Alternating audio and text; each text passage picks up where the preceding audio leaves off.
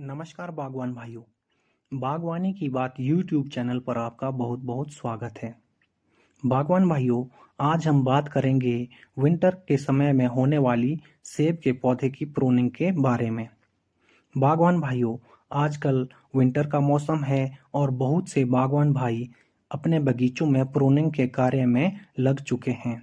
तो बागवान भाइयों, आज से हम भी प्रूनिंग की एक सीरीज शुरू करने वाले हैं, जिसमें हम रोज नए नए प्रूनिंग के तरीकों, उससे होने वाले रिएक्शन के बारे में बात करेंगे। तो यदि आप भी हमारे साथ जुड़ना चाहते हैं तो चैनल को सब्सक्राइब करें और नोटिफिकेशन बेल का आइकॉन जरूर दबाएं, ताकि यह जानकारी या यह चर्चा आप तक पहुंच सके।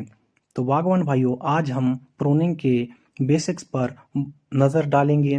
बागवान भाइयों, प्रूनिंग, पौधे की प्रूनिंग का समय एक समर प्रूनिंग होता है और एक विंटर प्रूनिंग होता है। जो प्रूनिंग समर में की जाती है उसे समर प्रूनिंग कहते हैं, और जो विंटर में आजकल की जाती है उसे विंटर प्रूनिंग कहते हैं। बागवान भाइयों, विंटर प्रूनिंग जब पौधा डोरमेंसी में जा रहा होता है और जब बाद में बड ब्रेकिंग का समय होता है, इसके बीच में जो समय होता है, जो अंतराल होता है बागवान भाइयों, उसी को विंटर प्रूनिंग कहा जाता है। इसी समय हम विंटर प्रूनिंग करते हैं।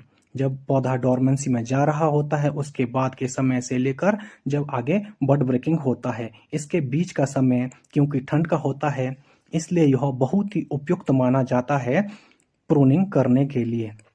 बागवान भाइयों, पौधे की प्रूनिंग इसलिए की जाती है ताकि पौधा हमारे हिसाब से रिएक्ट कर सके। हम पौधे से ग्रोथ चाहते हैं, एक्स्ट्रा वेजिटेटिव ग्रोथ चाहते हैं, या पौधे में बीमे का निर्माण करना चाहते हैं, उससे फल चाहते हैं, यह सब कुछ प्रूनिंग के अंतर्गत आता है।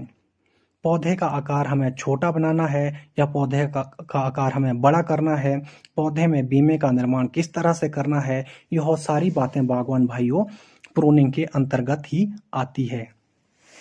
बागवान भाइयों, ठंडे दिनों में आजकल प्रूनिंग करने का समय सबसे सही रहता है, क्योंकि ठंडे मौसम में प्रूनिंग करने से जो घाव पौधे पर लगता है वहां से कोई डिजीज या फंगल इन्फेक्शन एंटर नहीं कर पाता है।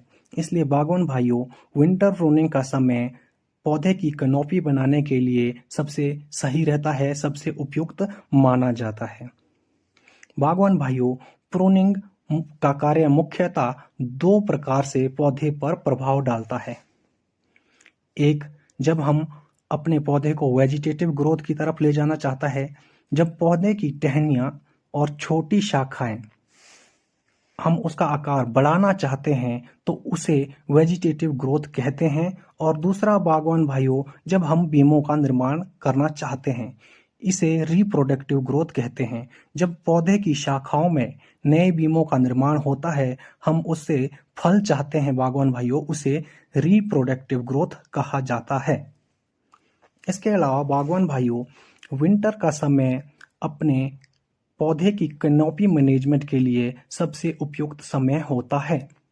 आजकल जो प्रूनिंग होती है वही निर्धारित करती है कि हमें पौधे का आकार कितना बनाना है, पौधे का आकार, पौधे की कैनोपी किस तरह से मैनेज करनी है कि पौधे के कोने कोने तक धूप पहुंच सके।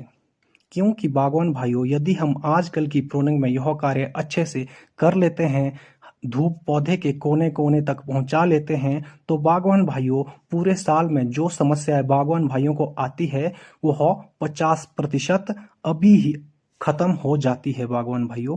क्योंकि समर में जब सीजन चल रहा होता है उस समय पतझड़ की समस्या, फंगल इन्फेक्शन की समस्या जो आती है बागवान भाइयों, यदि हम आजकल विंटर के समय में प्रूनिंग का कार्य सही से करते हैं, पौधे के कोने कोने तक धूप को पहुंचा देते हैं, तो बागवान भाइयों को 50% समस्याओं से अपने आप ही निजात मिल जाती है बागवान भाइयों।